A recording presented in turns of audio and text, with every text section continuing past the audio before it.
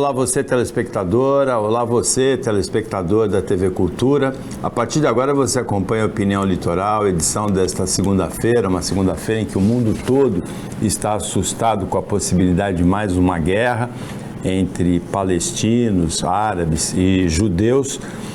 Você acompanha as notícias comentadas aqui, também a realidade de Guarujá, pelo Ribas Aidan, que é empresário, engenheiro, comunicador daqui do Sistema Costa Norte, e pelo secretário de Infraestrutura e Obras de Guarujá, Adilson Luiz. Boa tarde, bem-vindo aqui. Boa tarde, obrigado pela oportunidade. É sempre bom estar aqui com o grupo para a gente bater um papo, né? Zaidan, assustado com a perspectiva de mais uma guerra? Cara, guerra não vai haver, Paulo, mas eu estou assustado porque confesso para você que eu não esperava que um grupo terrorista conseguisse tanto êxito numa intifada como foi feito, né? Um levante daquele como foi feito, né? Porque eles não são um exército regular, um grupo terrorista em prazo de minutos, poucos minutos, derrubar aquela cerca e passar ali dezenas, centenas e centenas de terroristas para o lado de Israel, né? Eu acho que alguém vai ser responsabilizado, porque não é possível que demorou ali uns 4, 5 minutos para aquela cerca ser derrubada por aquela retro lá, aquela máquina lá, aquela pá carregadeira lá, sei lá o que lá, e entrarem aqueles terroristas. Não é possível que não tenha havido um monitoramento pelo Serviço de Inteligência de Israel, que é um dos melhores serviços de inteligência do mundo, tá? O Mossad, e o exército israelense, de uma eficácia tremenda, eles não terem agido a tempo, né? De impedir essa entrada, essa invasão dos terroristas ali pelaquela cerca. E em seguida eles fazerem aquele massacre naquela festa rave que estava acontecendo, que foram mais de 300 de pessoas mortas ali, assassinadas a sangue frio naquela rave, aqueles que não conseguiram entrar nos bunkers, né? E outros que entraram nos bunkers também receberam bombas e gás lacrimogêneo dentro dos bunkers. A maior parte dos israelenses assassinados foram ali naquela festa rave, que era quase na divisa da cerca. Quer dizer, eu acho que alguém vai ser responsabilizado, acho não, tenho certeza absoluta que o Serviço de Inteligência e o Exército israelense não tenha conseguido impedir essa entrada tão repentina do grupo Hamas, é um grupo terrorista, né, que não é um exército regular, no território israelense, ali na faixa de Gaza. Fiquei assustado com isso. Não imaginava que a fronteira de Israel fosse tão frágil como foi, Paulinho. Alguma consideração, secretário? Então, a gente se surpreende, né? Amanhece com uma notícia dessa, uma cidade, Israel, uma terra santa, com tanto histórico, e de repente você vê um massacre daquele. A gente fica até difícil você julgar, né? Porque pessoas que estão assim, sendo vitimizadas ali, pessoas que são sequestradas, você vê que é para demonstrar alguma ação entre o governo, mas as vítimas não precisariam passar por isso, né? Esse trauma que acaba incomodando a gente no mundo todo, né? Sofre com isso. Daqui da América do Sul é muito difícil a gente julgar, mesmo porque nós não temos nenhum conflito desse Exatamente. tipo, étnico, ou cultural, ou religioso, forte dessa maneira. Há lances de violência de ambos os lados, há recrudescimento de ambos os lados. Há muito desejo de vingança também, porque líderes de uma parte perderam famílias, amigos em ataques da outra parte. É recíproco isso. A gente lamenta e espera que o caminho seja na direção da paz. Havia um caminho na direção da paz que foi começado pelo ex-presidente Donald Trump dos Estados Unidos, foi continuado pelo Joe Biden, que seria uma aproximação entre a Arábia Saudita e Israel. Parece que foi dado um passo muito atrás, talvez seja essa exatamente a estratégia do grupo Hamas, que hoje governa a faixa, ou pelo menos governava a faixa de Gaza. Mas vamos para Guarujá. Guarujá tem novo plano diretor.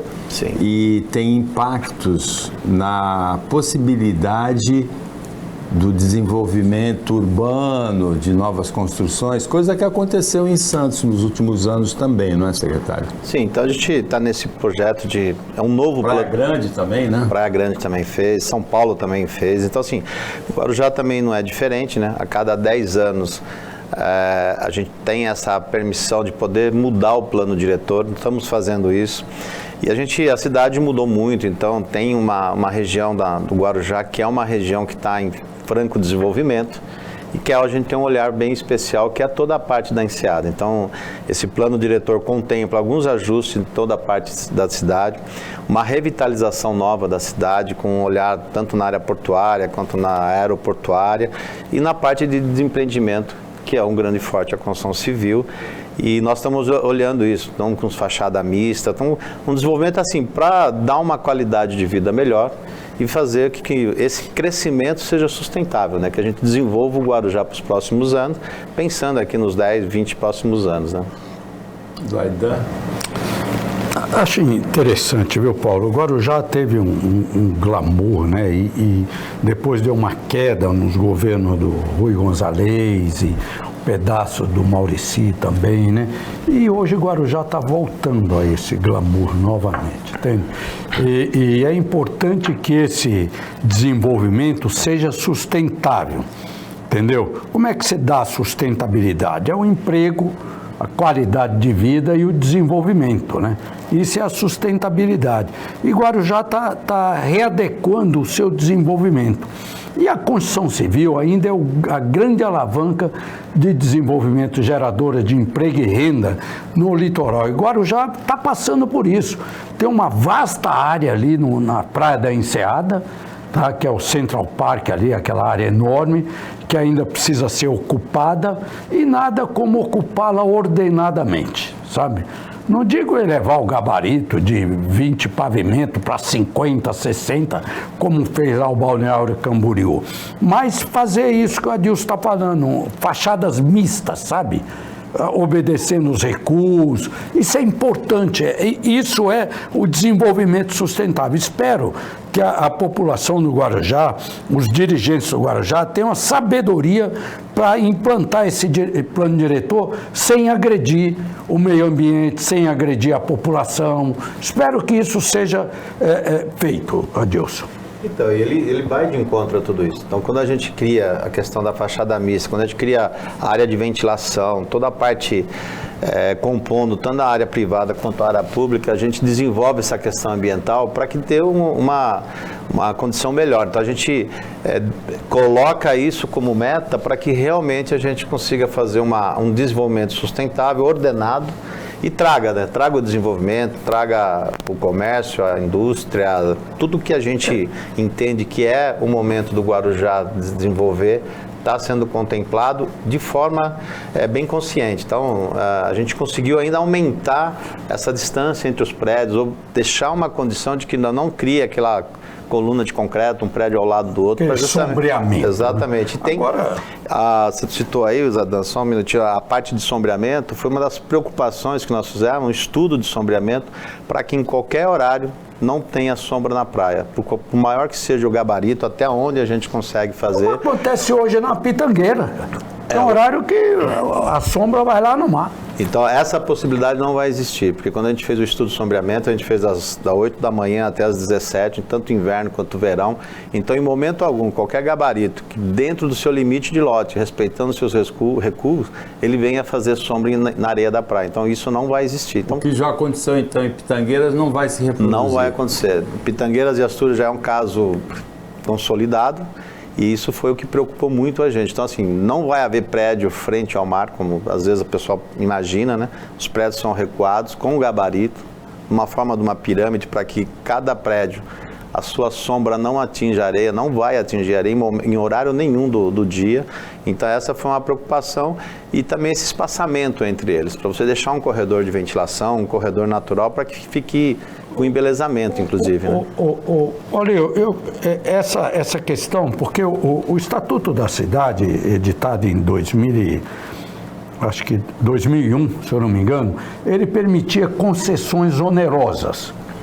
Isso E os planos diretor, eu acho que estão sendo revistos ou elaborados, já tem isso no do Guarujá também? Já permite isso? Então, nós já temos o plano diretor atual, que é desde 2013, já existe a outorga onerosa, e para esse também vai existir. Então, à medida que, se o empresário ele entende que a fachada mista é uma boa ideia para o empreendimento dele, ele é contemplado com a outorga onerosa para ele poder aumentar a área de construção dele. E essa outorga a gente desenvolve e faz investimento no próprio infraestrutura, no próprio saneamento. Então, tanto é que no plano diretor, 50% dessa outorga é para a parte de infraestrutura e o outro 50% vai para a parte habitacional, que a gente também está focado na área social do Guarujá. Então, assim, é um plano que está bem pensado, foi muito bem estudado e ele vem contribuir muito com o desenvolvimento da cidade do Guarujá nos próximos anos. Eu queria só fazer uma observação aí, Adilson. Está se adensando o Guarujá ordenadamente agora, né? Com esse novo plano diretor, mas eu tenho uma preocupação com o Guarujá, o sistema viário do Guarujá, Adilson. Se planeja dentro do plano diretor o sistema viário, que hoje o Guarujá já entope, já trava. Sim. Você entendeu? Qual é o planejamento do sistema viário? Hoje, as obras que já estão acontecendo na cidade do Guarujá, elas têm esse olhar já. Porque a gente já vem numa realidade de grande fluxo de tráfego de veículo, principalmente agora, a gente entra dezembro e janeiro, aumenta muito mais essa população. Então, todas as obras que estão acontecendo nos últimos anos e estão recentemente no Guarujá, já tem esse olhar para melhorar essa mobilidade urbana. Isso já é uma situação existente da cidade. Com esse desenvolvimento, com esse adensamento, ou com esse desenvolvimento sustentável, a gente vai continuar nesse projeto, tanto é que nós estamos com um projeto de ampliação da Dom Pedro, estamos com um projeto de novas entradas na cidade do Guarujá, justamente para melhorar todo esse conflito. Então, são coisas que vão caminhar juntas, né? O plano diretor, que tem uma ideia de que nos próximos 3, 4 anos começa já a ter fruto dessa nova aprovação, que não é de imediato, mas a gente também está com todo o desenvolvimento da cidade já ordenado para que a gente consiga vir junto dando essa segurança. Isso também vai de encontro, que é um outro grande problema nosso, questão de água e esgoto. Então, a gente também está com um contrato junto à Sabesp, para que a Sabesp venha ampliando todo o sistema de coleta de esgoto e reabastecimento de água para a gente, imaginando que nós vamos continuar tendo esse desenvolvimento, mas também de uma forma consciente e sustentável para tudo isso, né? Opinião Litoral para o intervalo, é bem rapidinho, fica aí com a gente.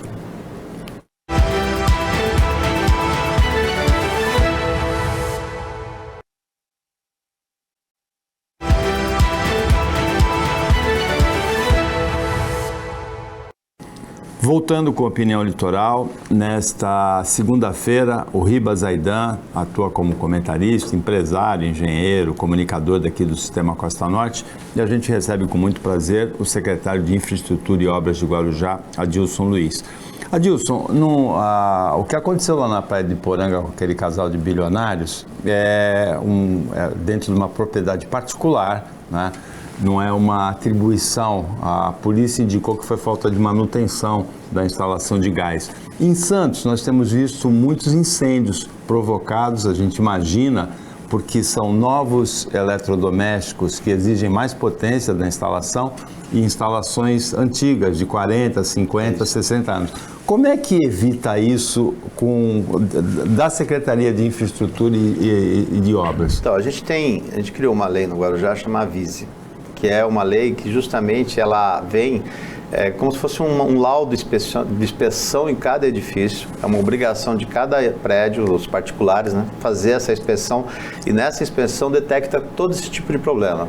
Principalmente a VCB, aí vem com instalações de elétrica, gás, parte de incêndio. Então, a gente tenta, junto com a própria sociedade, os particulares, que eles tenham essa preocupação. O que aconteceu lá, até foi lá, a gente fala a região de Iporanga, foi no São Pedro, foi uma fatalidade e o laudo apresentou justamente falta de manutenção. É uma casa já que tinha uma certa idade a casa, e é uma preocupação, principalmente a questão do gás. Então, o que a gente tenta, junto com a prefeitura, dentro da secretaria, é que a gente faça essa exigência junto aos proprietários, né, que eles apresentem esse laudo e a gente acompanha. Porém, existe um trabalho de orientação para que a gente peça para que essa preocupação seja de todos, né? Principalmente os moradores, porque a gente acaba não tendo essa fiscalização pontual para que a gente possa detectar, até nós não temos esses técnicos. É onde a gente pede para que os prédios façam esse laudo. Entendeu? Agora, pede ou exige? Então, a lei foi implantada, nós estamos exigindo pela lei, estamos dando prazo, porque são prédios antigos no Guarujá, então eles precisam de um tempo para poder, tanto o orçamento quanto as instalações, e a gente vai acompanhando. Então, é uma lei nova, está aí com uns 3 anos que está em vigor, e a gente vem ajustando.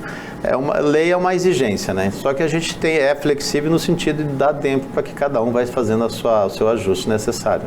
Guarujá não tem registrado esses incêndios em apartamentos antigos que têm acontecido em Santos, não é? Olha, são poucos. Tiveram alguns casos que não sabe se é um carregador de celular, se é um ar-condicionado ligado, mas são coisas bem isoladas e foram poucas ocorrências mesmo. Zaidan. Tem que ter regulamentação, né? Mas o proprietário também. Guarujá né? também não tem prédio torto que nem aqui em Santos. Não tem. E como valorizou esse prédio torto, hein? Eu estava vendo aí, meu Deus do céu. Eu devia ter comprado quando ele era torto. Aliás, continua torto, mas lá atrás, que ninguém queria, vai cair. Hoje, a valorização. Mas eu acho que o seguinte, Paulo, você tem uma casa, você tem um apartamento, você tem que fazer uma manutenção constante. Não todo mês, mas uma vez por ano, fazer uma manutenção em tubulação de gás, em elétrica, hidráulica, sabe? Faz uma manutenção, isso é preventivo, sabe?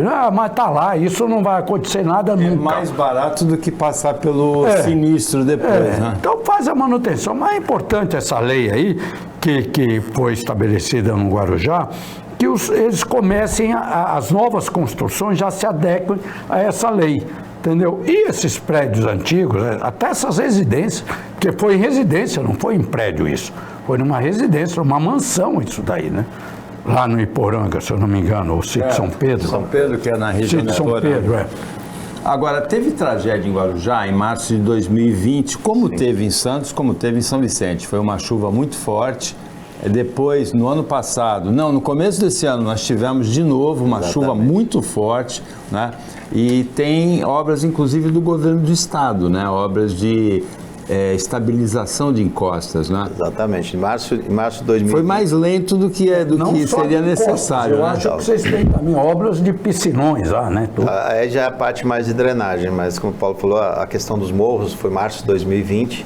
O primeiro morro que a gente conseguiu fazer a intervenção foi o Morro do Macaco, foi uma verba do governo do estado, e em 6 meses a gente restaurou o morro, conteve o morro. Essa foi rápida, né? Foi rápida, a verba veio rápido e a gente fez um prazo emergencial que era 6 meses. E nós ficamos trabalhando junto ao governo federal a verba para a Barreira do João Guarda, e não tivemos tanto êxito na rapidez. Recentemente, o prefeito esteve em São Paulo, conseguiu, através do governo estadual, também trazer a verba para o Morro da Barreira de João Guarda. E nós estamos, nesse exato momento, fazendo toda a estruturação, a contenção. É um solo grampeado, então é uma obra delicada pela altura, né, pela verticalidade do morro, mas nós estamos exatamente nesse momento e acredito que até dezembro eu deixo essa obra também restaurada e o morro estabilizado. Então foram 2 locais que tivemos essa ocorrência com vítimas, né?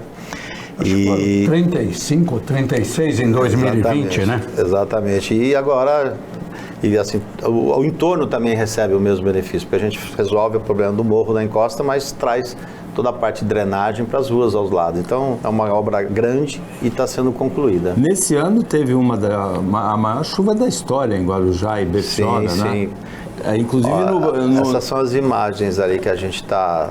É um morro inclinado. Essa é a barreira de João Guarda. Essa é a barreira de João Guarda. Então, a gente usa rapel para conseguir ter sucesso nas contenções. Então, esse cinza aí é o concreto jateado, atirantado, né? E depois vem toda a parte de drenagem, as galerias de dissipadores de energia, para você poder ordenar essa água e ela não trazer novos deslizamentos. Então, é uma obra de grande porte, é uma obra difícil de ser feita, você vê que pode ver pedras soltas aí, a gente vai penteando esse morro, vai tirando esse material excedente. Tem tirante? É atirantado também? Ó, essas peças, esses pontuais aí, são todos tirantes, aquelas marcas de blocozinho ali na parede são tirantes para segurar a malha de ferro e depois jatear o concreto e dar estabilidade. Guarujá já sabia fazer essa obra, que do lado do viaduto Felisberto Mariano tem costa uma obra antiga, contida por tirantes também, não é? É uma metodologia usada muito em rodovias, muito em grandes cortes aí que tem os taludamentos, né? Acabam fazendo proteção. E aí depois você faz os patamares, é por onde a gente dá toda a estabilidade, aí tem toda a parte de drenagem, e dá uma condição de restauração perfeita e segurança, principalmente para os moradores locais ali, né? Bonita obra, hein? Se tivesse sido feito antes, né, a gente poderia ter evitado a tragédia, mas esse caso estava in natura, né? Esse caso não tinha deslizamento, não tinha nada. Foi a primeira vez, que a chuva foi muito forte. Você pode ver bem pela foto da vegetação, foi a primeira Não é uma vez. vegetação que facilite deslizamento. Não, ela não vinha sofrendo com alguma agressão, ela foi assim uma surpresa que aconteceu mesmo. Foi típico o que aconteceu em São Sebastião no começo do ano, né? Aquela vegetação aqui na Praia Preta, eu não digo na Vila Saí, mas na Praia Preta, uma vegetação... Toque-toque também, né? Toque-toque também, onde não tinha ocupação ali na Praia Preta, antes da Vila Saí, desceu tudo, a vegetação, troncos de árvores enormes, desceu. Não tinha ocupação lá de residência e desceu, cara. Agora, tem uma obra preventiva que vem sendo feita, que é a macrodrenagem do rio, não é? Então, nós estamos, na verdade, que é um outro foco importante da nossa cidade, por ela ser plana, são os alagamentos, né? Então, já há alguns anos a gente vem fazendo um projeto das bacias de macrodrenagem da cidade. Não é diferente de nenhuma outra cidade da Baixada. Da Baixada, né? Santista não é. A gente está na ilha. Talvez ali. Santos, né? Que teve o Saturnino de Brito no começo do século passado, rasgou os canais e amenizou a situação. Né? A gente por estar ali como ilha, então você também não tem tanto espaço, né, de morros, então a cidade é bem plana. A gente fez a Rio do Meio, que é aqui na entrada da Santa Rosa. Terminamos, já fizemos uma boa parte dessa macrodrenagem. Estamos agora atualmente no Rio Santo Amaro, que é uma outra grande bacia ali do Santo Antônio, que também é um problema crônico há anos de alagamento. E estamos fazendo a Dom Pedro, que também, além da revitalização, nós estamos cuidando do canal central da Dom Pedro, ampliando o canal. Então, tem esse olhar que a gente está fazendo de obras justamente para amenizar os alagamentos, né? Então, você tem o morro, que é deslizamento, aí você tem a própria cidade que sofre com alagamento. Então a gente tem esse olhar, olha, ali está passando a bacia do Rio Santo Amaro. Eu estou em obra exatamente nesse ponto agora. São 3 reservatórios que dão quase 60 milhões de litros de metro cúbico de água.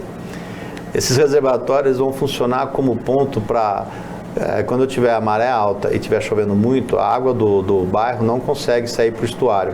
Então nós vamos armazenar dentro dos reservatórios até que a maré... Chega por gravidade no reservatório? Tudo gravidade. Toda a água de drenagem vai chegar por gravidade, vai ter um sistema elétrico de comporta. Vai ter bombeamento depois para tirar? Exatamente. Então vai ter a comporta, essa água chega através de gravidade dentro dos reservatórios e depois eu vou bombear de volta para o rio. Vai ter um dique ali na esquerda, ao lado desses reservatórios que estão sendo escavados, onde ele vai proteger o manancial do Rio Santo Amaro para o bairro. Então, na maré alta, essa água não volta para dentro do bairro, fica fechada pela comporta. A do bairro vai para dentro dos 3 reservatórios e quando diminuir a chuva e diminuir a maré, a gente devolve ela para o Rio Santo Amaro. Então, esse conjunto de obras é de quantos meses? Vai dar uns 24 meses essa obra. Eu tenho os canais, olha como está mostrando. E o financiamento vem de onde? Esse é Finisa, esse é Caixa Econômica. Esse é um financiamento... Que é uma obra cara, né? Cara, uma obra de 77 milhões de reais. Você pode ver que os canais principais nas avenidas já estão prontos. E agora eu estou focado nos reservatórios e no dique, que a gente vai dar toda essa... O volume de sedimentos que é retirado do canal da Dom Pedro, do Rio Santo Amaro, é muito grande, porque hoje as exigências ambientais para depósitos de sedimentos são muito rigorosas. São rigorosas, a gente tem essa dificuldade desse espaço autorizado, mas nós temos 3 pontos né, que a gente difere o É o material. bota fora, né? O bota fora. Do Não material serve para aterro de construção? essas É isso que eu ia coisas? falar. Tem o material inerte, que pode servir para aterro, mas mesmo assim você tem que ter a autorização do órgão competente, e tem o contaminado, que aí a gente encaminha para o aterro sanitário. Então, É um volume muito grande de É sedimentos? volume grande. É que muitas vezes... Quantos caminhões, assim, tem uma ideia? Difícil estimar, mas são caminhões, viu? É muito volume. É coisa de... Fazer um reservatório 60 milhões mil metros de... cúbicos de material que sai ao longo de uma obra. E você troca também. Você vê no Santo Amaro, a gente está... Estou fazendo a escavação dos reservatórios, mas eu vou fazer toda a parte do terreno lá, vai fazer o dique. Então, quando o material é um material bom, a gente reaproveita ele no local, né? Então, até o próprio hoje, até a gente está com essa preocupação, até o material que eu uso para fazer o asfalto espumado é reciclado no local. Então, a gente pega o asfalto antigo, a guia, a sarjeta que você está trocando, tritura, prepara esse material e usa ela como base do próprio asfalto, justamente para o caso do descarte, entendeu? Então a gente já está olhando isso também para cuidar disso. O Opinião Litoral volta depois do intervalo, é bem rapidinho, fica aí com a gente.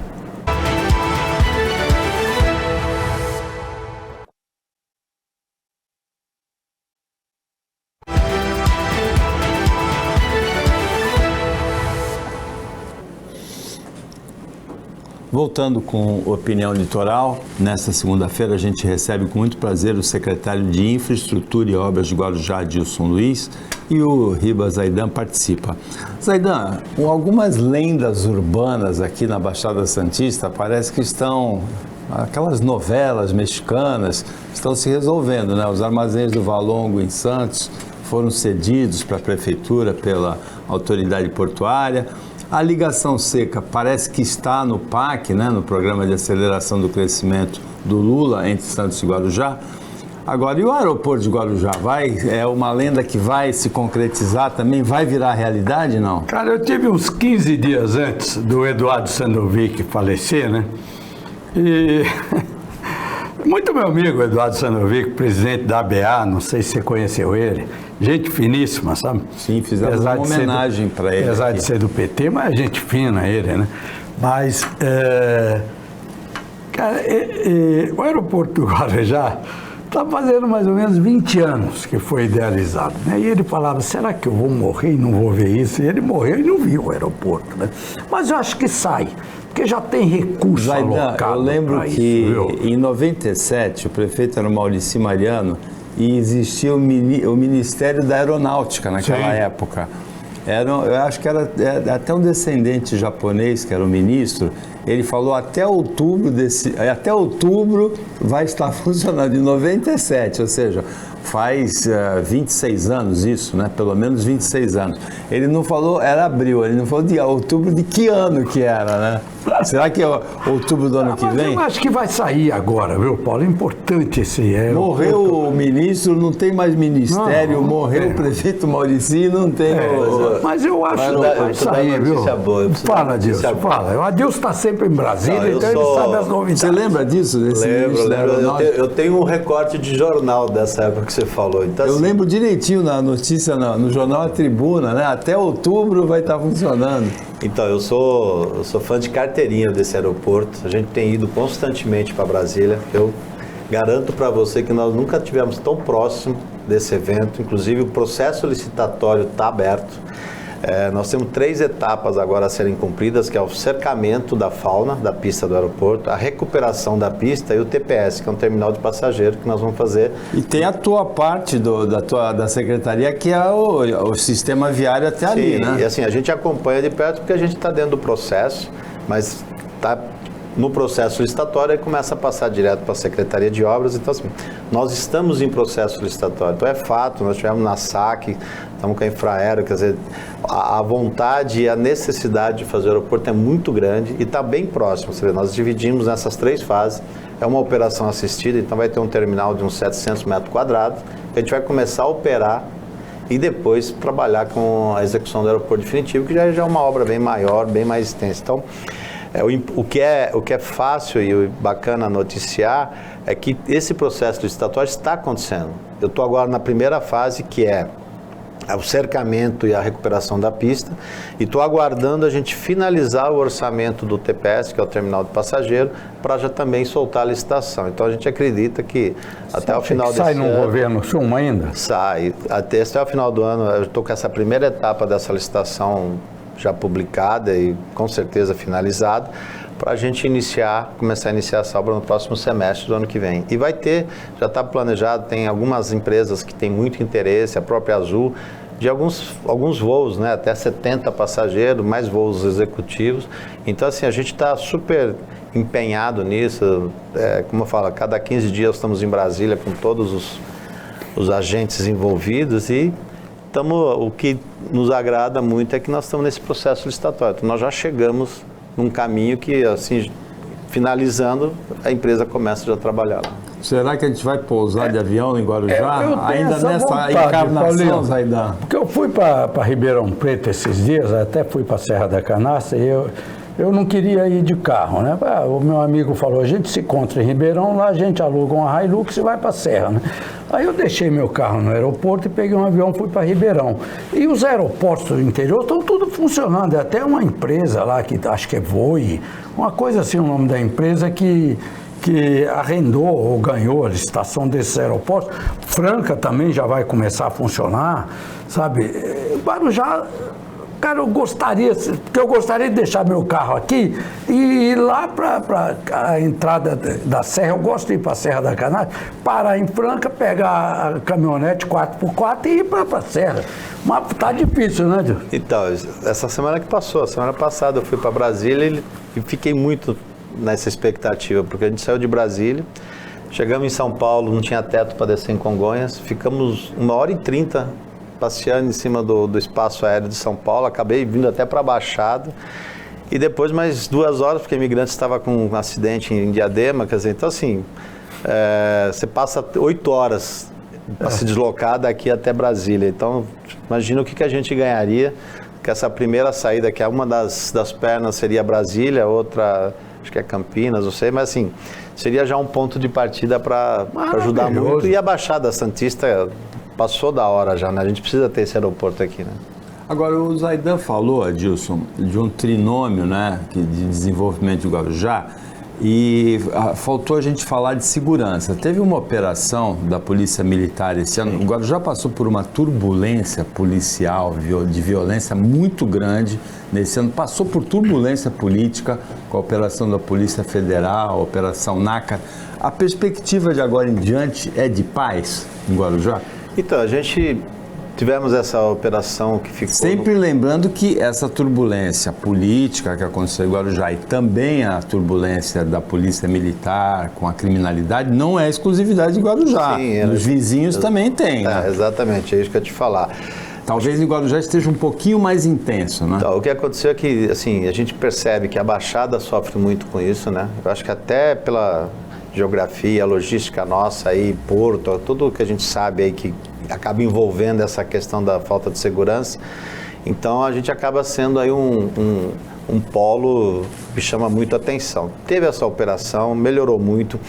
Eu afirmo que não é só o Guarujá, né? Assim, às vezes a gente tem uma notícia lá no Guarujá que ela não precisaria tanto foco, mas ela acaba se destacando e a gente vê que é um problema do estado de São Paulo e um problema do Brasil. A gente viu o que aconteceu no Rio recentemente. Então, assim, não é uma exclusividade. Hoje tem uma operação no Rio lá. O que a gente tem feito é tentar combater isso tudo, né? Com toda a parte da segurança do estado de São Paulo, mais a nossa guarda, mais todo o cuidado que a gente precisa, e a gente vem combatendo isso no dia a dia. Então, eu acredito que nós estamos aí num momento que deve ter alguma tranquilidade maior, porque a cidade está nesse crescimento e tem que ter esse olhar para segurança, não tem como ser diferente. Né?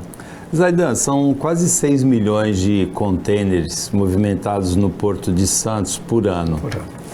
não tem como fiscalizar 6 milhões de contêineres. O traficante vai dar um jeito de colocar. O tráfico envolve milhões de dólares, ele vai colocar dentro do contêiner. Eu diria que é no Porto de Santos. Eu diria que isso está dividido. Porto, margem esquerda que é Santos e margem direita que é Guarujá. Então, agora, quanto mais contêiner, mais fácil para o traficante. Sim, lógico. E é o maior exportador de cocaína do Brasil para fora do Brasil, né? Países da Europa, da África, da Ásia, é o porto aqui da nossa região, que é o Porto de Guarujá e Porto de Santos, entendeu? As duas margens. É difícil, muito difícil. De vez em quando a Receita Federal, juntamente com a Polícia Federal, pega uma carga.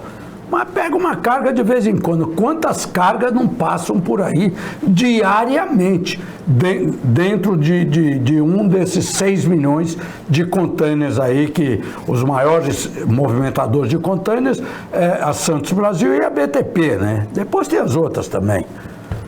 É complicado. É bem complicado. Para as cidades fica a administração desses conflitos, né? Exatamente. O poder do narcotráfico que a gente vê, da milícia, que a gente vê agora no Rio de Janeiro, a coisa aqui na Baixada Santista evoluiu na direção da violência nos últimos anos. Ficou uma questão complicada. É que aqui ainda tem um bom secretário de segurança, o Derrite, sabe? Um bom secretário, diria que um secretário de primeira linha, um governador de primeira linha que não é frouxo, é um governador firme, entendeu? Tarcísio, ele é firme nas decisões. Então, a criminalidade não avançou muito, não tem muito espaço como tem no Rio de Janeiro, porque lá no Rio é um conflito de narcotráfico com milícia. Aqui é só o narcotráfico. Aqui só tem um comando. Lá no Rio tem vários comandos. É uma hidra de 7 cabeças, né? É. Agora já tem como pontos positivos algumas praias, né? A Praia do Tombo conservou pela 14ª vez o selo, a bandeira azul dinamarquesa, né? É uma espécie de ISO, né? 14 mil, né? ISO 9000 de praia. E a Praia do Guaiúba também, né? Está sendo requalificada.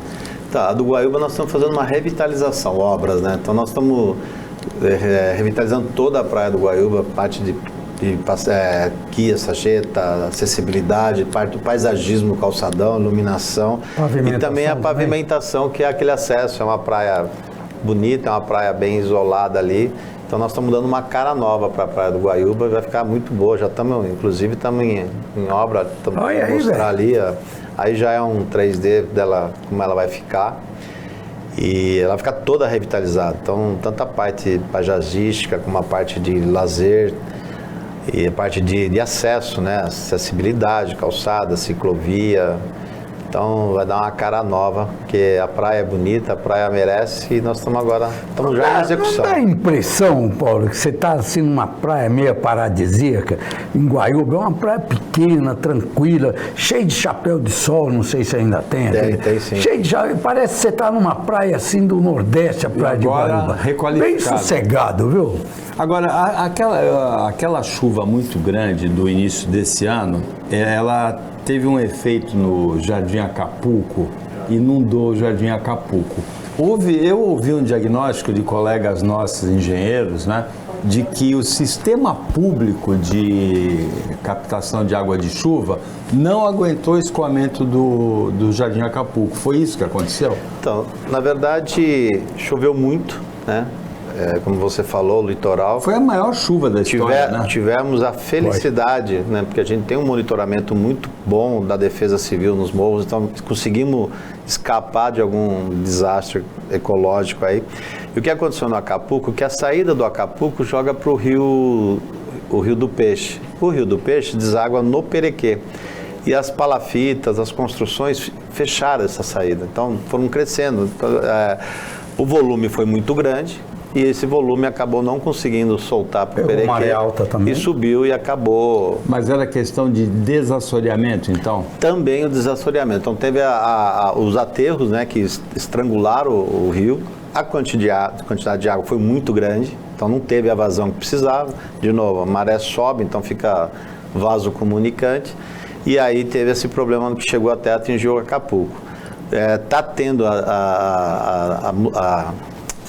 a remoção dessas famílias, está cuidando do Rio do Peixe para que numa chuva forte como aquela, a gente nas águas de março desse ano não vai acontecer de novo? precisa rezar para não chover tanto, né? Olha, só uma pergunta, eu sei que está encerrando o programa. Quando vai ligar Dom Pedro com o rabo do dragão lá? Então, Ele chega ali na Dom Pedro, estrangula, desce para lá, vem para cá, fica... Esse é um dos projetos de mobilidade urbana da cidade, estamos na CETESB, estamos terminando de fazer o licenciamento ambiental para a gente licitar no começo do ano. Então vai ter um prolongamento. Vai passar do lado da universidade, da UNAERP? Sim, é continuação. Continua, Ela né? está hoje em frente à UNAERP, a gente vai continuar, vai levar até o Pernambuco. Vai Passa chegar por trás do Acapulco? Não, passa antes do Acapulco, Antes do Acapulco. E entra ali paralelo com o Golfe e interliga com a Major e Prado no Pernambuco. É uma via de Sai quase 3 na quilômetros. frente do hotel do Silvio Santos ali? 200 metros antes do hotel, no início ali do Pernambuco. Então é uma avenida de 3 quilômetros, né, com 3 faixas de volta, drenagem, e vai ser, esse é o grande corredor, esse é o grande corredor que nós Muda temos. completamente a configuração do sistema viário, né? Muda e desafoga toda aquela região que nos fins de semana você acaba tendo dificuldade de voltar para o Guarujá para poder sair para São Paulo. Né? Adilson, foi um prazer receber você aqui. Obrigado. Venha mais vezes, sempre que tiver boas novidades. Às vezes, quando tem novidade ruim, também tem que vir explicar, né? Lógico, temos que... Acho que é importante, obrigado pelo convite, eu estou à disposição. Toda vez que puder vir e bater um papo, será um prazer. Zaidan, obrigado pela participação. Valeu, Paulinho. Trabalho da equipe técnica e de jornalismo daqui do Sistema Costa Norte. E a gente agradece principalmente a você, telespectadora, você, telespectador, que acompanhou a gente em mais essa edição. Até amanhã, nesse mesmo horário, depois do Jornal Litoral. E uma ótima semana para você que você merece.